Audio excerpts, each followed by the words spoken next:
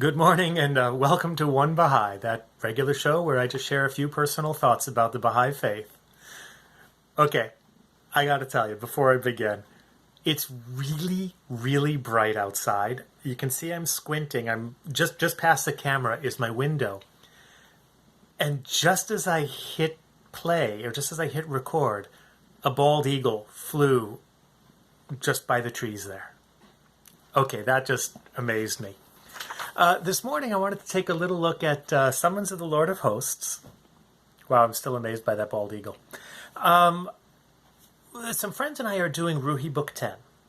And in this book they quote one paragraph from, I'm going to try to pronounce it, the Surah Haykal. It's the first letter in this book. And it's quite a remarkable letter. In it, Baha'u'llah addresses many of the religious leaders of the day.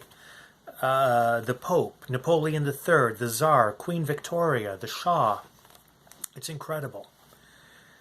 Evidently, I guess it means the letter of the temple or something like that. I'm not quite sure. Let me see. Yeah, this is the Surah of the temple. In this letter, he addresses different parts of the temple. Now, when I think of the temple, what I think of is the human body. In other words, ourselves. Because there's a lot of references in the writings and in many of the sacred books about the human body being like a temple of God. Now, in this particular paragraph, he addresses, "O feet of this temple."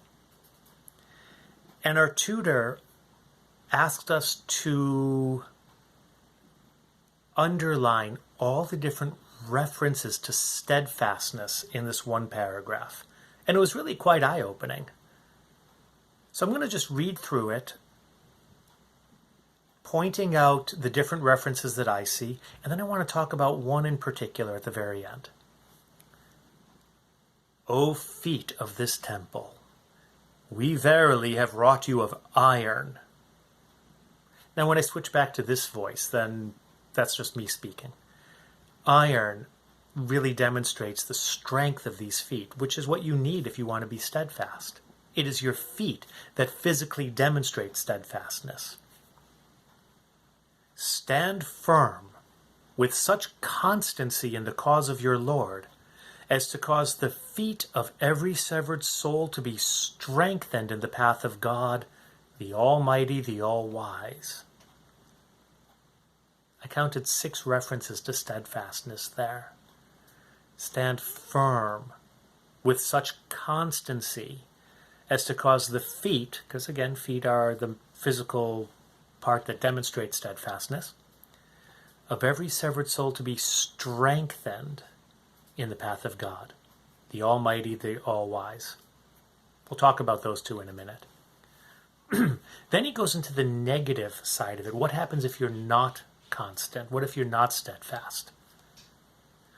Beware lest the storms of enmity and hatred or the blasts of the co-workers of iniquity cause you to stumble.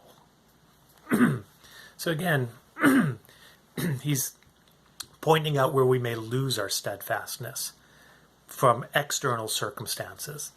Now, this doesn't I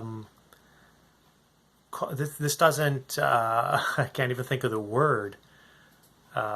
This doesn't even count the internal things that can cause us to stumble, whether it's laziness or apathy or personal self-doubt. No, he's talking about these external things, enmity and hatred of others. That can cause us to stumble. So then, after that warning, he says, be immovable in the faith of God, and waver not. We verily have called you forth by virtue of that name, which is the source of all steadfastness, and by the grace of each one of our most excellent names, as revealed unto all who are in heaven and on earth. Erelong shall we bring into being through you other feet, firm and steadfast, which shall walk unwaveringly in our path, even should they be assailed by hosts as formidable as the combined forces of the former and latter generations. So now he seems to be talking about our endeavors in teaching. Through you, other feet shall be brought into being, and they shall be strong. It's a beautiful promise. Sometimes when we're teaching the faith, we have no idea of the capacity of the people whom we're teaching. That's up to God. God is the one who knows that, not us. In truth, we hold all grace in the hollow of our hand, and bestow it as we please upon our favoured servants. Time and again have we vouchsafed unto you our favours, that ye may offer such thanks unto your Lord, as to cause the tongues of all created things to speak forth in praise of me, the All-Merciful, the most compassionate. Excuse me. So, I wanted to talk just a little bit about the attributes of God in that paragraph. I often say that everything in the writings is exactly what it needs to be, where it needs to be. These attributes of God are exactly what Baha'u'llah needed to bring to our attention, I think, in order to help us fulfill what is being requested of us in these passages. Here, he calls upon God, the Almighty, the All-Wise, and finishes with the All-Merciful, the Most Compassionate. And you've heard me say this before, and I'll keep saying it. I really want to make sure that we all see this. If God is the all-knowing, then we have a little bit of knowledge. If God is the all-generous, we can be a little generous. If God is the all-bountiful, we can show a little bit of bounty. Whatever God is in the capital, we are in the lower case. This is, to me, what it means when it says that we are created in God's image. So, when he calls upon God, the Almighty, in this paragraph filled with references to steadfastness, it's a reminder to me that we need might, we need strength to be steadfast.